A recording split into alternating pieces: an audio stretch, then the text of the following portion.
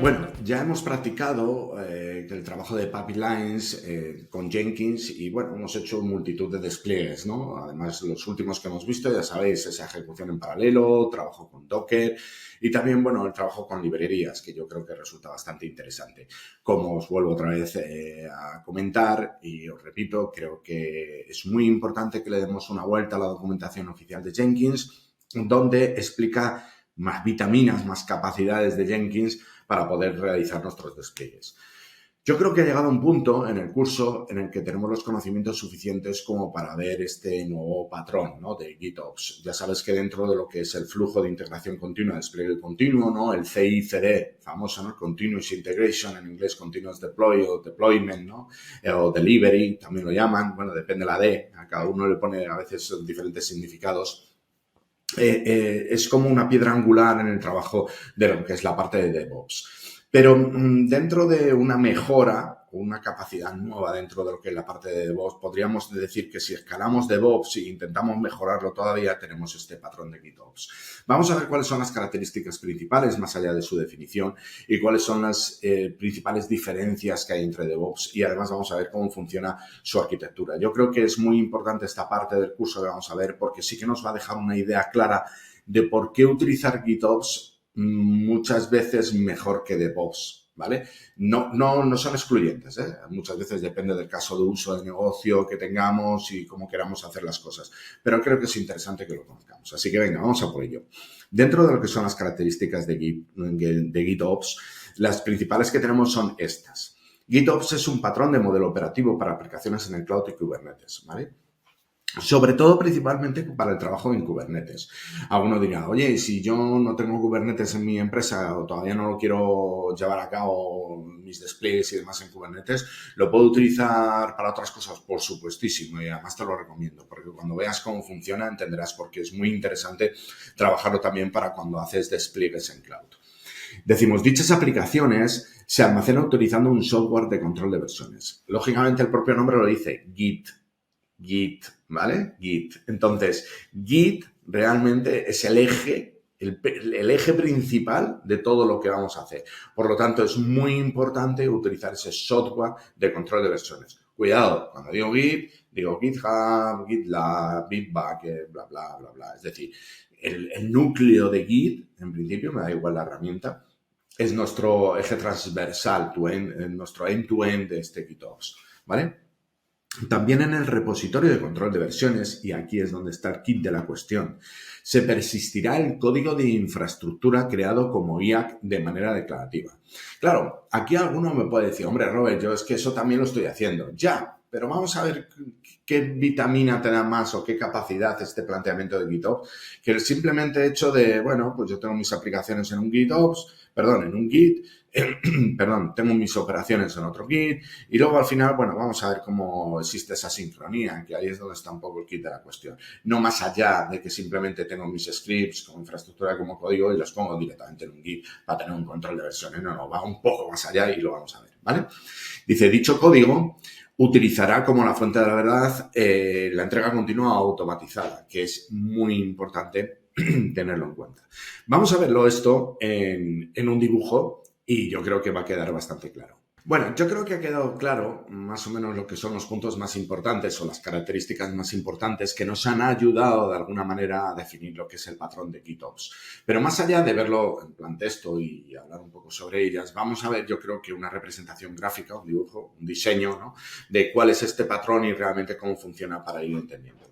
Dentro de ese diseño, lo que vamos a ver, bueno, pues van a ser todos estos elementos que estáis viendo en vuestra pantalla y donde vamos a ir parte por parte. Así que nadie se preocupe, que si según lo ve así directamente, ya alguno empieza ahí, ¿y esto cómo va? ¿Cómo engancha? Bueno, tranquilo, vamos punto por punto.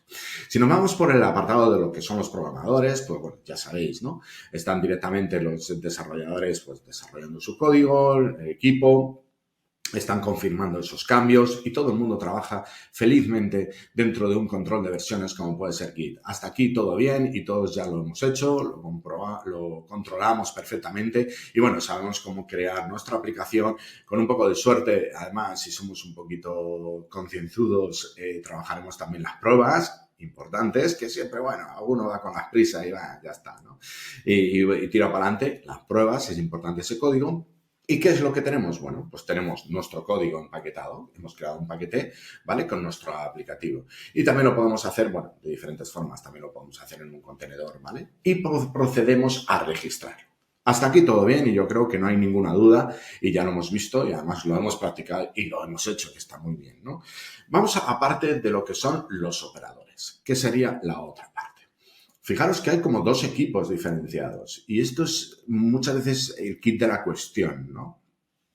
Vamos a ver cómo funcionan los operadores y empezamos luego a reflexionar un poco qué es lo que ocurre. Los operadores, con un poco de suerte, ¿vale? Van escribiendo la configuración, ¿no? De lo que es su infraestructura. Lo digo con un poco de suerte porque algunos, bueno, todavía dependiendo, ya sabéis, del avance de DevOps y demás y de la implicación e integración que tenga el patrón de DevOps y de GitOps en una empresa, mucha gente todavía, por ejemplo, despliega en el cloud en modo consola, ¿no? Y no hay ningún registro de nada, ¿no? Luego no se sabe exactamente ni qué se ha hecho, ni quién lo hizo, ni en qué momento está ese despliegue, ¿no? Pero bueno, vamos a ponernos que estamos desplegando lo que es la parte de operaciones, lo estamos haciendo bien como infraestructura, como código. Por lo tanto, también nosotros confirmamos nuestros cambios de nuestra configuración, que en este caso no sería aplicativo, sería la configuración de nuestra infraestructura. Y con un poco de suerte también estamos utilizando porque hacemos las cosas bien, estamos utilizando un Git para el control de versiones también de nuestros scripts de instalación de infraestructura. Digo con un poco de suerte porque la mayoría de las compañías suelen encontrar también con que, bueno, pues esto al final, pues yo qué sé, está en la carpeta de alguien, en un ordenador de alguien, que normalmente es el que despliega las arquitecturas, que a veces es uno, dos y tal, y bueno, se reparten una carpeta por ahí con su código. Ya se lo han hecho en código, ya es la leche, ¿no? Pero pero no tener un control de versiones de todos estos códigos, pues ya está. ¿Y cómo lo despliegan? Pues a través a lo mejor de la PowerShell en Azure, imagínate dentro de la consola, de lo que es dentro del propio portal. Yo he visto cosas muy extrañas y cada uno tiene su historia. Pero claro, ¿qué es lo que pasa? Que no se tiene un control de esos scripts, ¿no? Y de hecho, muchas veces se tiene solo una foto. La foto, la primera vez que se desplegó.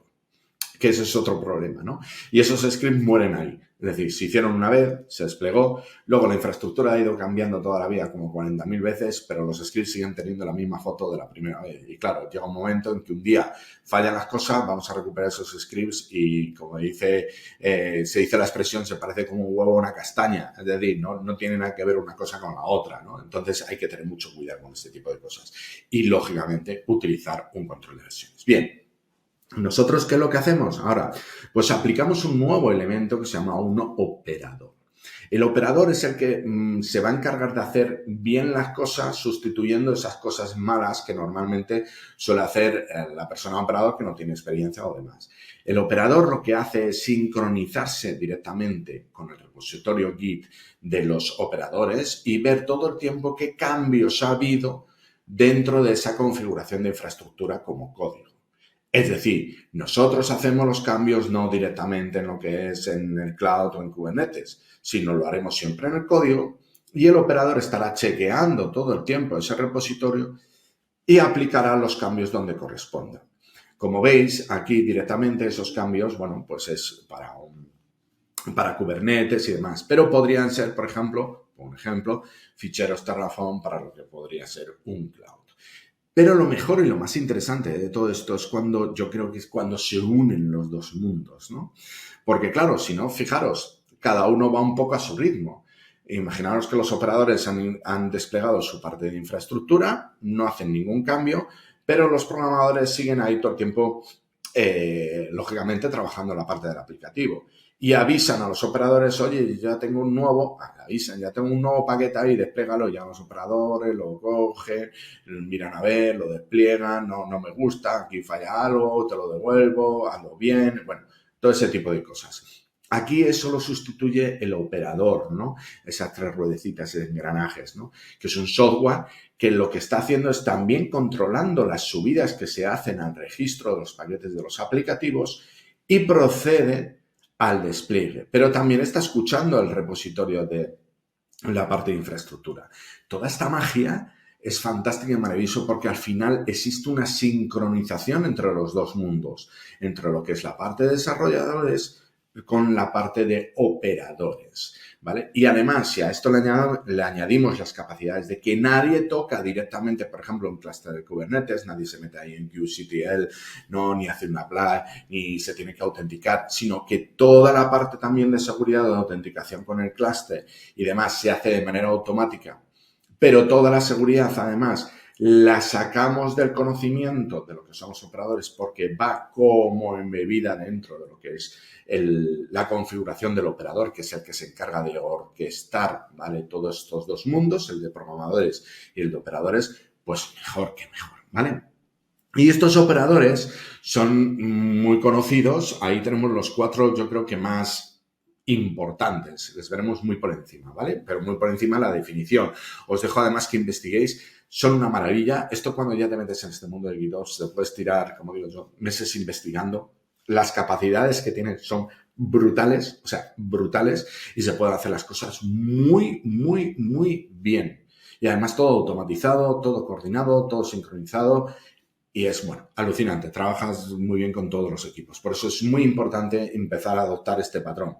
Cuidado, hay que ir poco a poco, porque si de repente una empresa no tiene absolutamente nada de DevOps, le metes GitOps, va a decir, espérate, ¿qué hacen los desarrolladores? ¿Qué es lo que hacen? No, pues si todavía no sé ni hacer integración continua, ¿no? Etcétera. Depende del grado de madurez, es importante contemplar esta posibilidad. Y dentro de los operadores, los más importantes, que los vamos a ver, son Flux, Argo CD, Kubefstab y Jenkins, ¿vale? Que aquí les tenemos un poquito más en Jenkins X. Que viene el nombre, Jenkins X, ahora no tiene nada que ver con el Jenkins, pero viene porque al principio, cuando empezó este operador a programarse, utilizaba Jenkins por debajo y cogieron el nombre. Pero ahora, os vuelvo a repetir, no tiene nada que ver el Jenkins X, que se trabaja para el tema de DevOps y demás, y además ayuda mucho para el despliegue de Kubernetes y de paquetes, etcétera, etcétera, que con el Jenkins que hasta ahora hemos utilizado. Pero lo he puesto ahí por un poco trampa, ¿no? Entonces, ahí tenéis las direcciones Flux, Argo CD, Kubefstab y Jenkins X. Veremos rápidamente cada uno de ellos para que tengamos un poquito de conocimiento de qué es lo que hacen.